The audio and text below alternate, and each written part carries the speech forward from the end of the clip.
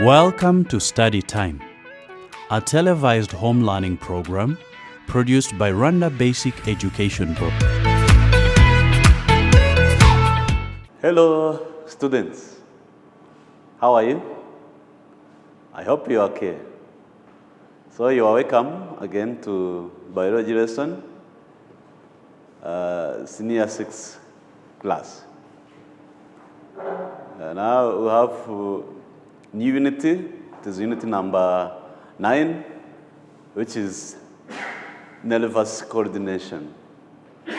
And then the lesson of today is the components of nervous system. So you have to be ready. Take your notebook where you can write some explanation. As usual, you are with the teacher Claude. So I hope you will enjoy. So what is the objective of our lesson? Is at the end of this lesson, you will be able to describe the components of the nervous system. So make sure at the end of this lesson, you will be able to describe the components of the nervous system.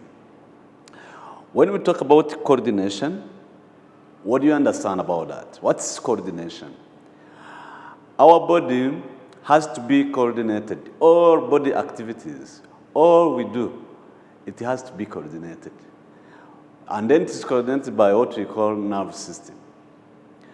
What is coordination? As I have said, is the process by which the body coordinate, control different activities. Every activities that is happen in our body, that's carried out by our body parts, it has to be controlled. For example, if you are moving, so the movement is going to be controlled. If you are eating, that activity has to be controlled. If you are thinking, it has to be coordinated. We shall see how all these activities are going to be coordinated. Transport of the blood, saturation of the blood has to be controlled. Digestion has to be controlled. Everything in our body has to be controlled, to be coordinated. So that process is what you call coordination. And then, all those activities, they are controlled by what we call nervous system. So nervous system has the following function. First of all is this sensory input. What sensory input?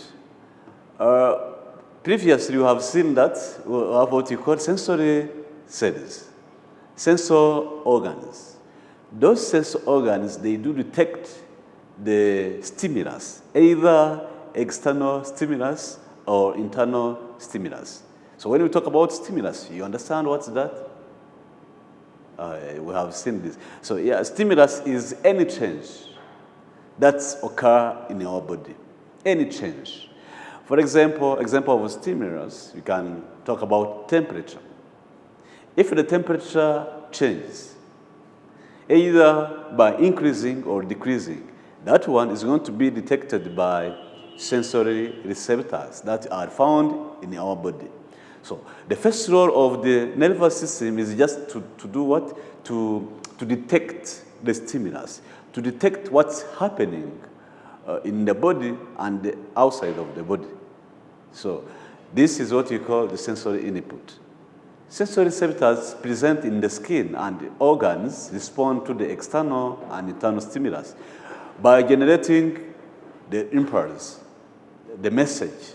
That message has to be transmitted to the brain and spinal cord. Why? Actually, when we talk about brain and spinal cord, those are the parts of the nervous system that help in the coordination of the different activities. Let's take an example. If the temperature increases in our body, what's going to happen? So that change is going to be detected, to be received by what you call thermoreceptors that are found in our skin. And then those thermoreceptor, they have to change that temperature into electrical impulses. That impulse has to be carried to the brain so that brain can coordinate what to do if the temperature increases. Remember, our temperature has to be kept constant at around 37. So the brain is the one that's going to command what to do if, for example, the temperature have increased or decreased. So that is what you call sensory input. The second function of the nervous system is integration. When the message have sent to the brain and spinal cord, so brain is going to interpret and prepare the appropriate response to the stimulus. If temperature has increased, for example, brain can give information to the effector. For example, let's say the skin hairs. If there is a high temperature, the skin hairs has to fret on the body. Why they fret on the body is to decrease remember those hairs, they do trapped the warmed air from the atmosphere, from the environment.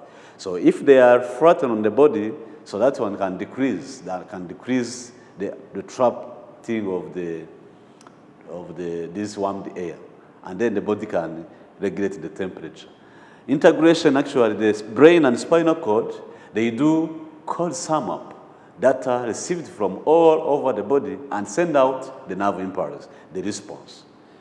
And then another function of the nervous system is just to what you call motor output.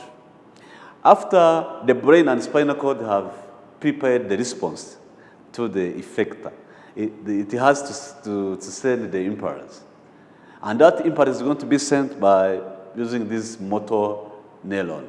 So the response goes to the effector. Effector is like glands, muscles, where the problem is so that it can be corrected. So those are three main functions of the nerve system. Function number one is just to receive, to detect the stimulus, the change, either internally or externally. Number two is just to interpret and prepare appropriate response to the change that has been occurred in our body. Number three is just to send the message to the effector, so that they can coordinate what to do. If, for example, temperature decreases, what the body can do. That is doing by nervous system. Now, what are the components of the nervous system? So nervous system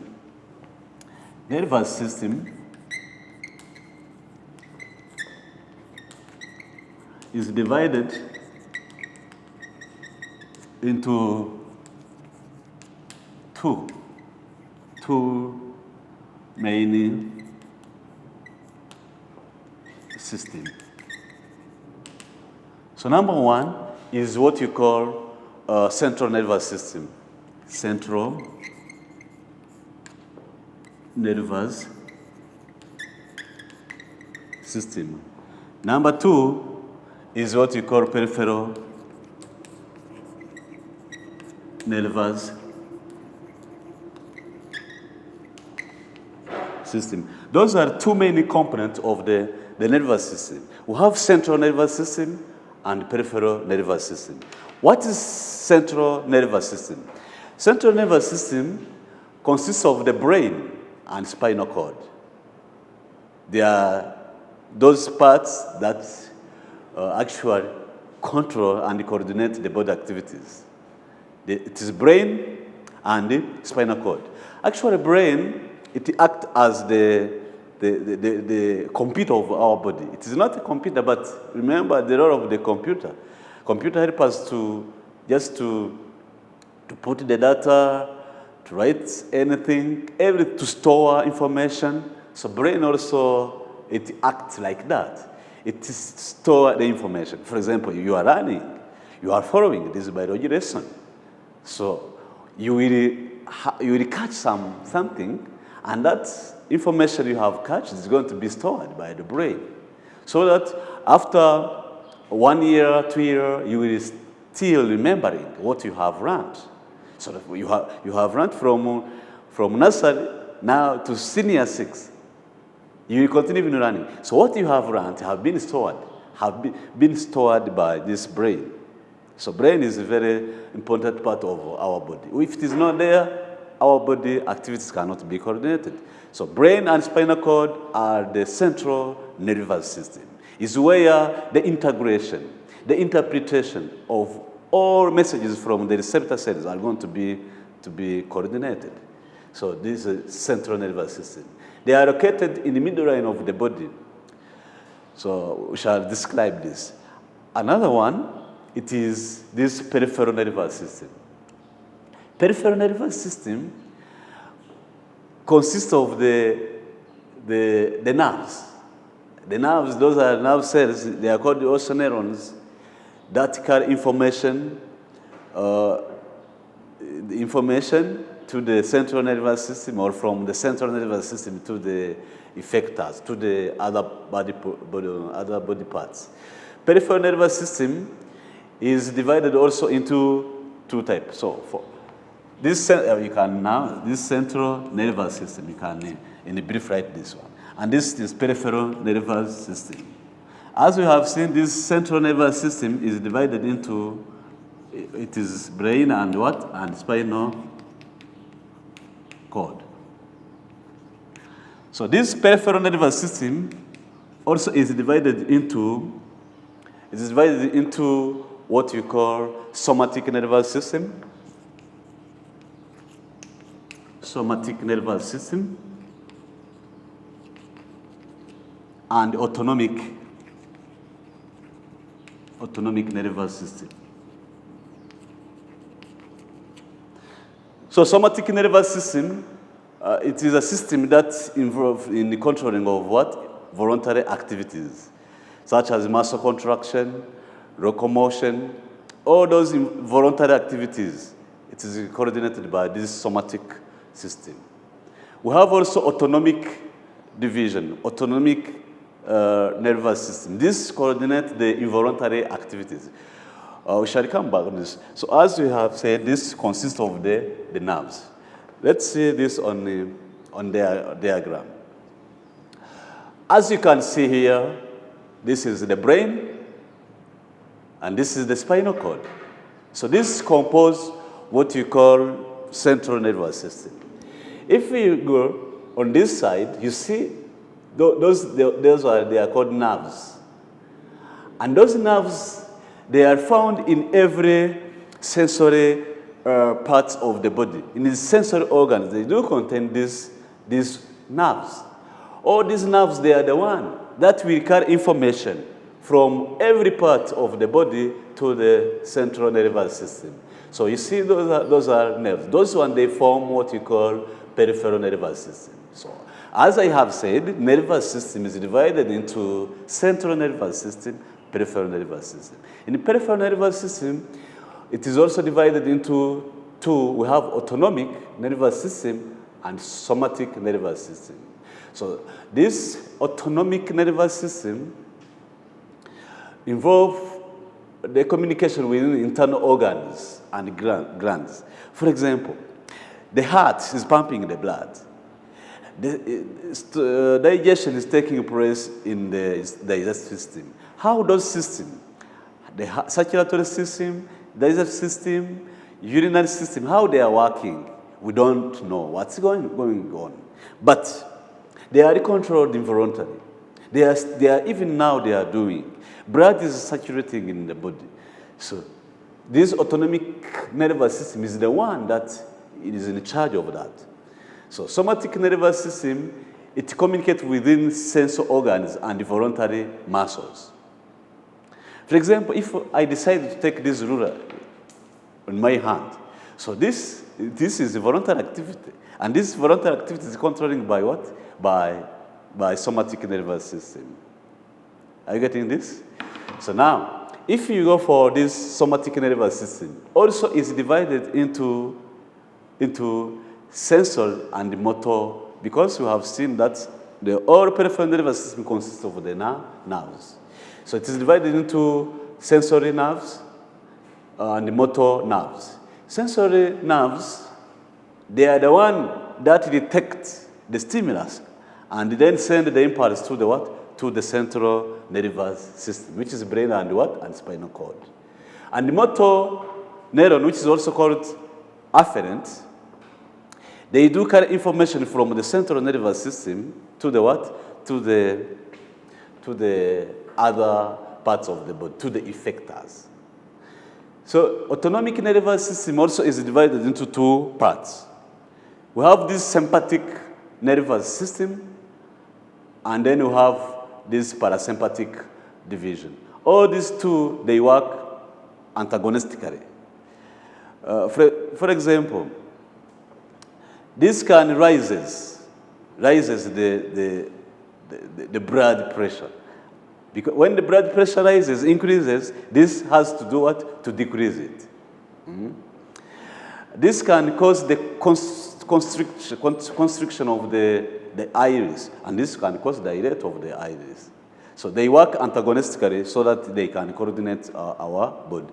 So this is the summary of the component of the nervous system. Are you getting something? I hope. I will see if you have followed.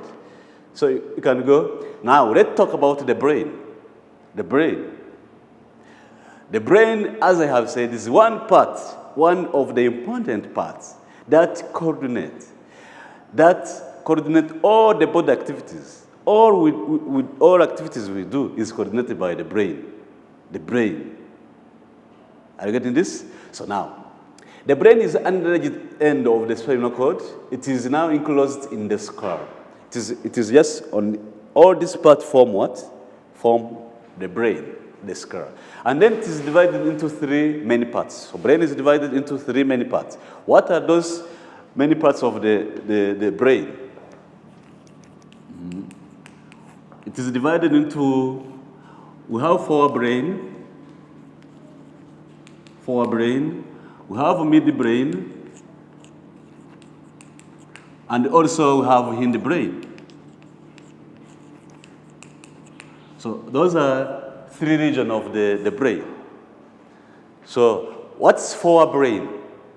Forebrain, it consists of the following parts. It consists of cerebrum, we shall see this, thalamus, hypothalamus, and the pituitary gland. So those are the parts that form the forebrain, which is a large part of the brain. Cerebrum, thalamus, hypothalamus, and the pituitary gland. Those are the parts that form the forebrain.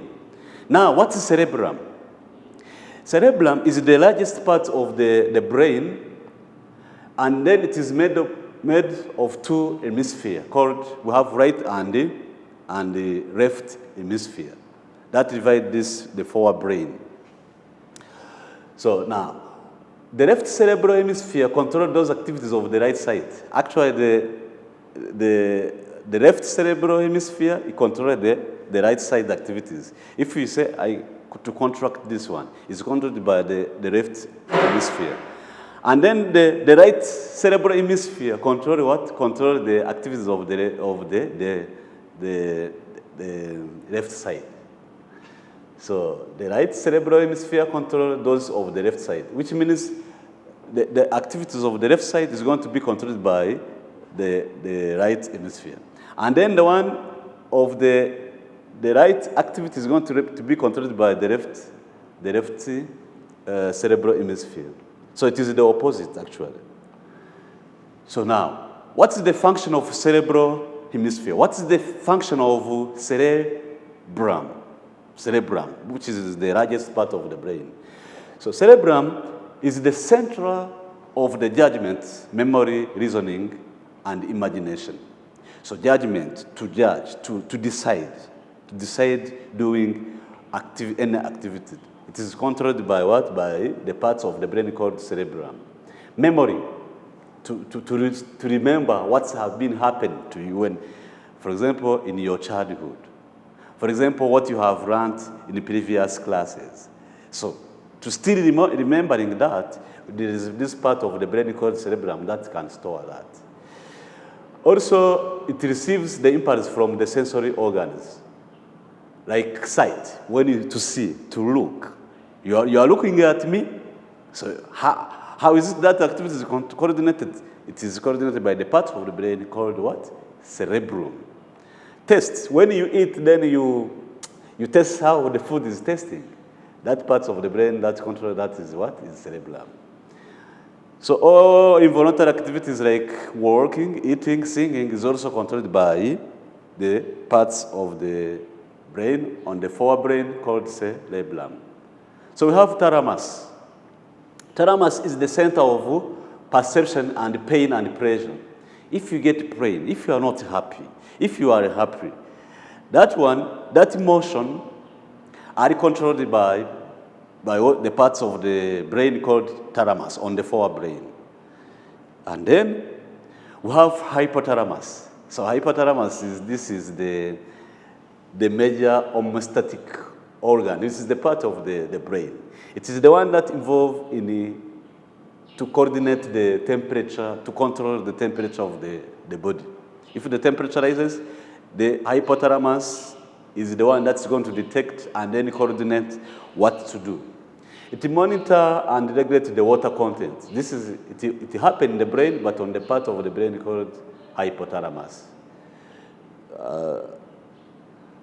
So it is the center of feeling, such as hunger. When you have hunger, when you feel thirsty, when the sex driver, satisfaction, sleep, speech, all these activities, they are controlled by the parts of the brain, which is the forebrain, but on its part called what?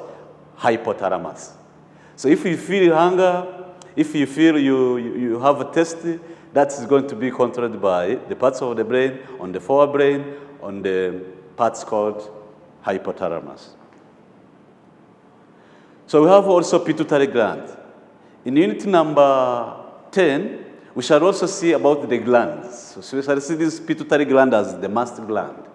Or it produces hormones such as like follicle-stimulating hormone, thyroid-stimulating hormone, prolactin. So we shall come back on this when we shall see the unit number 10. But the pituitary gland, remember, also is the part of the forebrain where hormones are produced.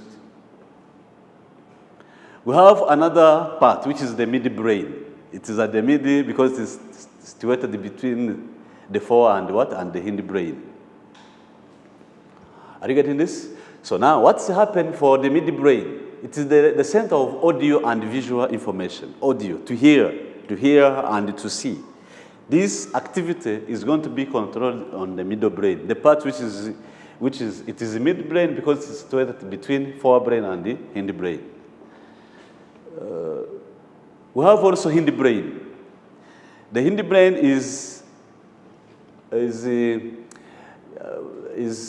it receives the impulse from the ear, the skin, and the semicircular canals. We have seen this one. It is composed by cerebellum and the medulla oblongata. Those parts, they are the one that can do what? Like cerebellum, it controls the movement, the balance of the body. The medulla oblongata, it is the one that controls like the breathing, when you breathe out, respiration, blood pressure is going to be coordinated by that one. So cerebellum, as it is this part behind here, it is the one that coordinates the muscular movement. If you are moving and then you are stable when you are moving. Because this cerebellum is there just to make you to be stable when you are moving. You're not falling down because cerebellum is there. It controls just body equilibrium. Nice. Medulla oblongata, as I have seen, is the control respiration, digestion, heartbeat, breathing rate, and so on. So now, this is the structure of the brain. So as I have said, we have this. This is our brain. We have this thalamus, hypothalamus on this side. We have now pituitary gland on this side. We have cerebellum on this side. Here we have spinal cord. So we have this we shall also continue to discuss. This is cerebellum. This part, the yellow one here, all this part is cerebellum. This is cerebellum. And then here it is the hindbrain, and then here it is midbrain.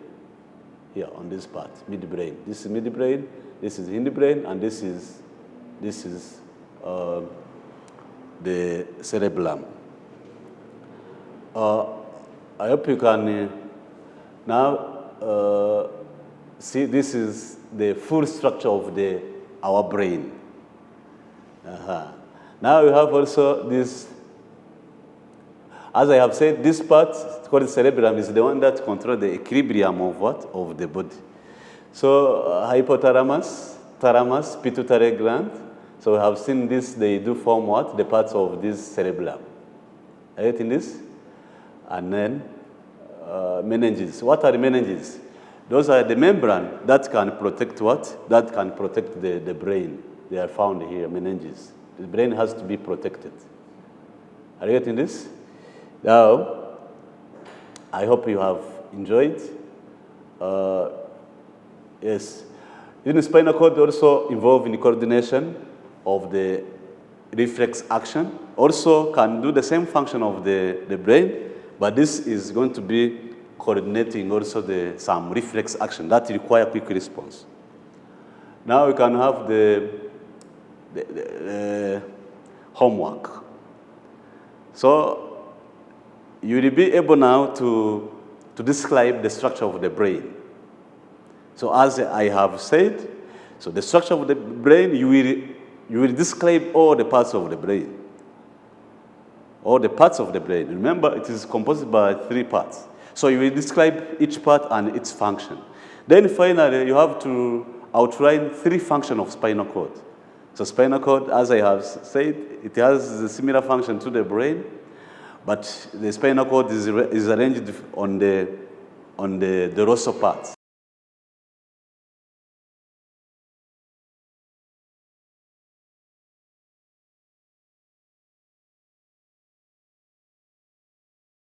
So I can say we shall meet by next time. So bye-bye.